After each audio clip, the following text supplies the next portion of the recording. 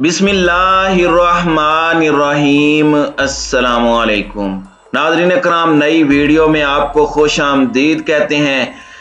Russia की जानिब से यूक्रेन के दारुल हुकूमत कीव पर हमले के बाद सूरत हाल यकसर तब्दील हो गई है।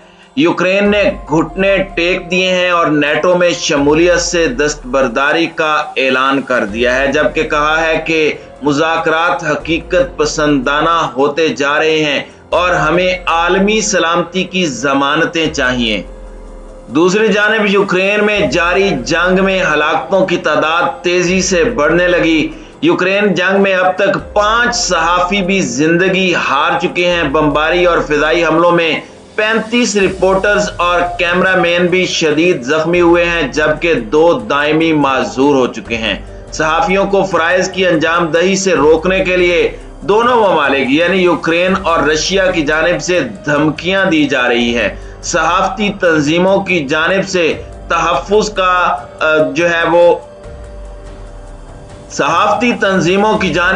तहफ़्फ़ुज़ की अपील की गई है। वीडियो की तफसील में जाने से पहले चैनल पर नए आने वाले दोस्तों से गुजारिश है कि हमारे चैनल को सब्सक्राइब कर लें, बेल आइकन पर क्लिक कर लें, ऑल नोटिफिकेशंस को ऑन कर लें ताकि हमारी नई आने वाली वीडियोस आपको बर वक्त मिल सकें।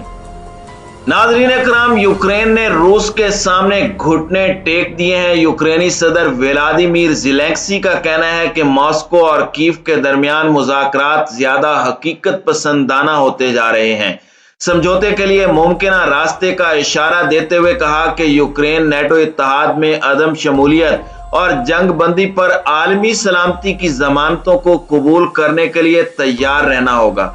उन्होंने कहा कि रूस के साथ समझौते के लिए यूक्रेन नेटो इत्तेहाद में अदम शमूलियत और जंग बंदी पर आलमी सलामती की जमानतें कबूल करेगा। दूसरी जानिब रूसी वजीर खारजा सरगई लारूफ का कहना है कि जंग बंदी से मुतालिक मॉस्को और कीव के दरमियान समझौते की उम्मीद पैदा हो गई है।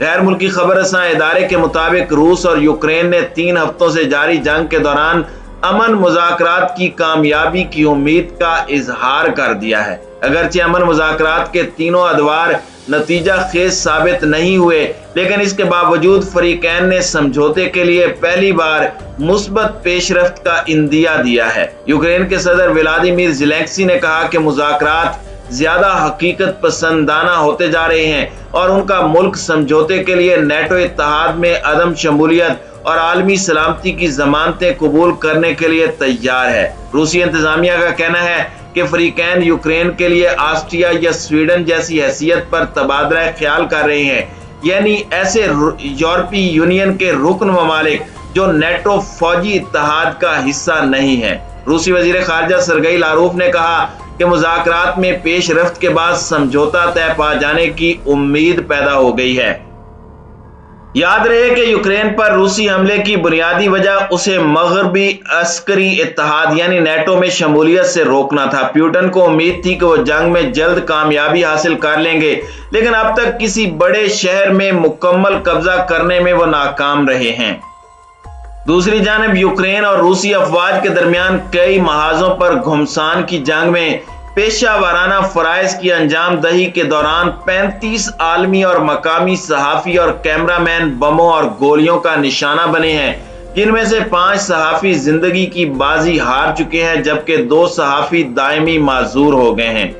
जंगी मंजरनामा में अपनी पेशा वाराना जिम्मेदारियों को निभाने वाले सहाफियों का कहना है कि उन्हें महाजे जंग की रिपोर्ट में कभी बज़ाहिर कोई इस्तिस्ना नहीं दिखाई देता, क्योंकि कई महाजों पर सहाफियों को रूसी और यूक्रेनी अफवाज की जानिब से तशद्दुद, बदकलामी और जान से मारने की धमकियां भी दी गई हैं।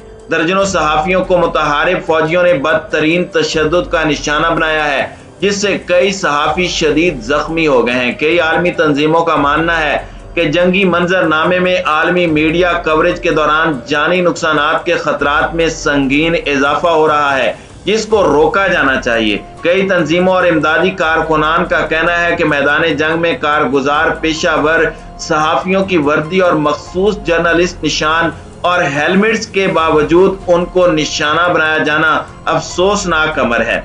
सहाफी मैदान जंग और रिपोर्टिंग में कतई जानिबदार हैं। दूसरी जानिब सदाए रूस ने दावा किया है कि 2014 में भी रूसी बागियों और यूक्रेनी हुकूमत के दरमियान जंग में 14 इलाकाई सहाफ़ी, रिपोर्टर्स और कैमरामैन हलाक हुए थे। याद रहे कि गुज़श्ता हफ्ते ही रूस यूक्रेन का जंगी महाज अवार्ड याफ्ता अमरीकी फिल्म मेकर ब्रेंट ट्रेवेंट की भी जान ले चुका है।